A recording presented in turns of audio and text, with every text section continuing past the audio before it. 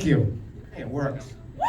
Okay, well, I'm up here tonight because this is our first show, not only of the year, but it's also the first show since we all lost Sal Piro about a month ago. Don't worry, we're going to have fun later, but we have to mark the occasion.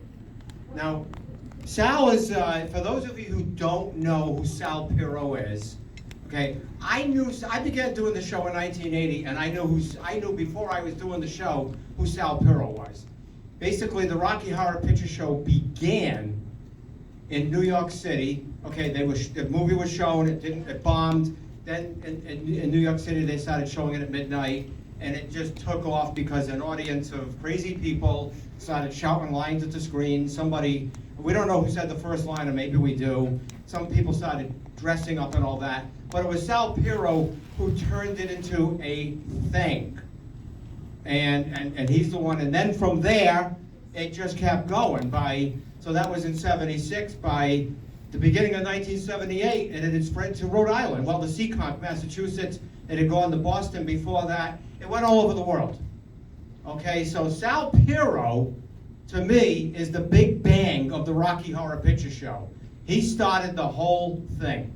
And if there's no Sal Piro, maybe you'd have heard of Susan Sarandon and Barry and Meatloaf, but you wouldn't have heard about any of the other people in the Rocky Horror Picture Show or anything associated that you now know about the Rocky Horror Picture Show. All the things that have come emanated from that big bang beginning point in New York City there at the Waverly Theater, and then it went to the H Street Playhouse. It all started there, and I don't think it could have happened without Sal Piro. There was just something about him.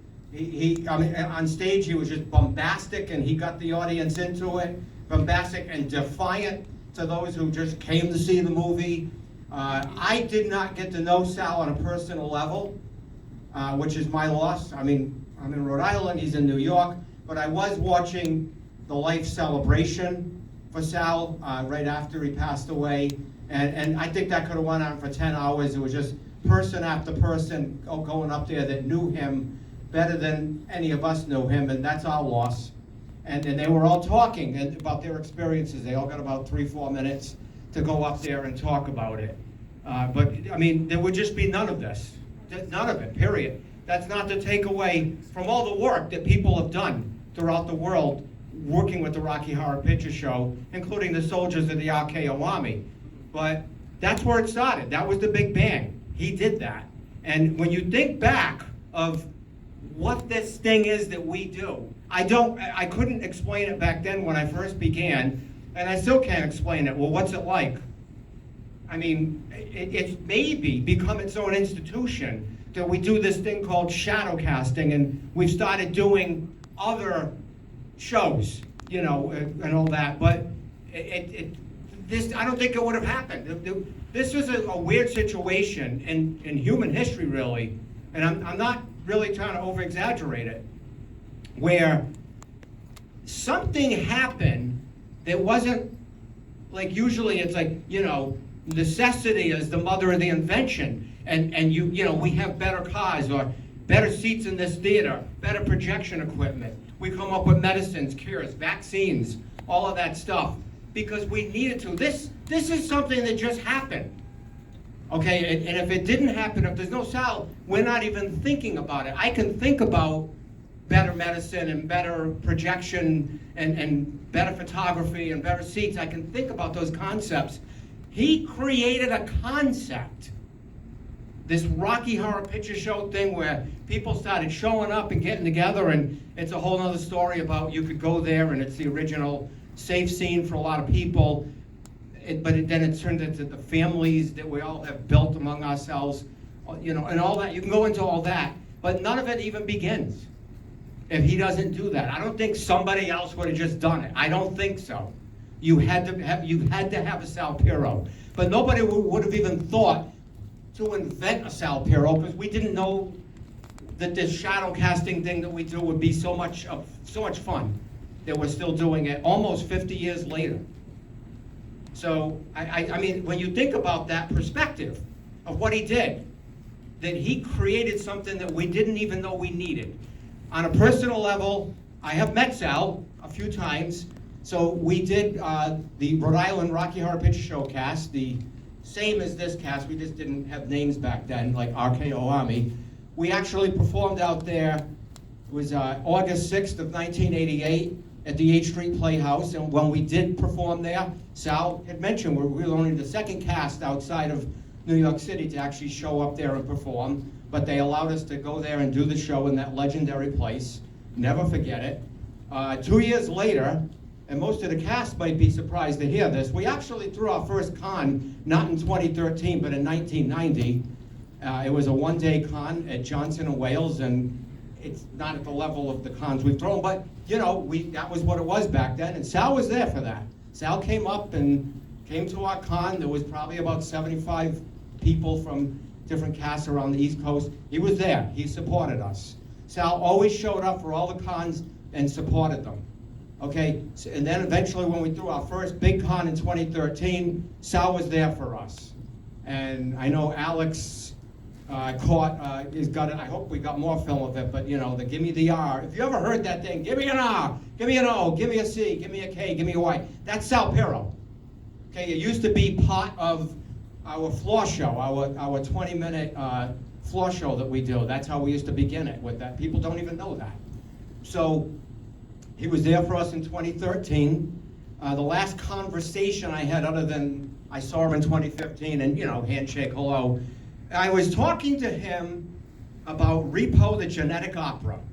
When we did Repo the Genetic Opera, believe it or not, at the time, it was a controversy that we would dare do Repo the Genetic Opera at all, or do it at a Rocky Con, but we did.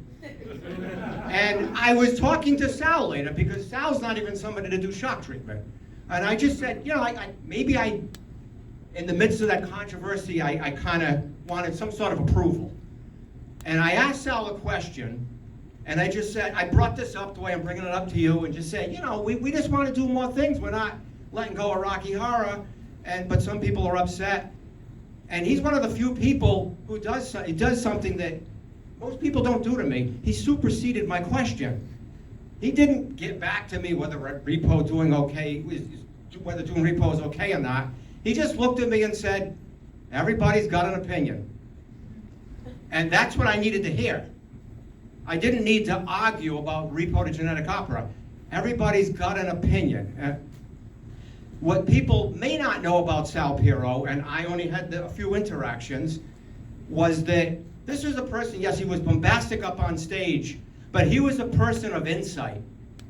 And I think he was probably that way even when he was younger, but certainly as he got older, he was just loaded with insight. That just got bigger and better as he aged. I think though, even when he was younger, he had it, just remembering my initial exchanges with him back in 1988, face to face like that, and then in 1990. So, and then in 2013, I know Fred and Alex had a long talk with him, maybe other cast members did too, you know, in the middle of the con, and they just said they'll never forget the conversations with him. So he was a different person from what I can see when you talk to him on the side, when he was off the stage. But we're not gonna just dedicate the show tonight to Sal Piro. That's kind of silly. Okay, dedicate a show to Sal Piro. Every show we've done, we're just one of the many casts across the world that have sprung out from that Big Bang explosion in the beginning.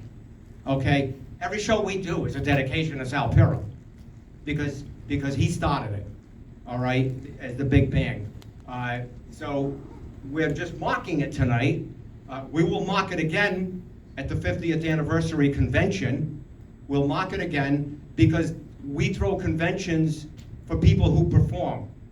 That's why we do this, and people who come like you. Okay, we're not really trying to be, you know, we're not trying to celebrate Hollywood or anything like that. We're trying to celebrate people who come to the neighborhood shows, like you've come here to South Kingstown, and we do them in, you know, down in Mystic, and we do them in Providence at SU20.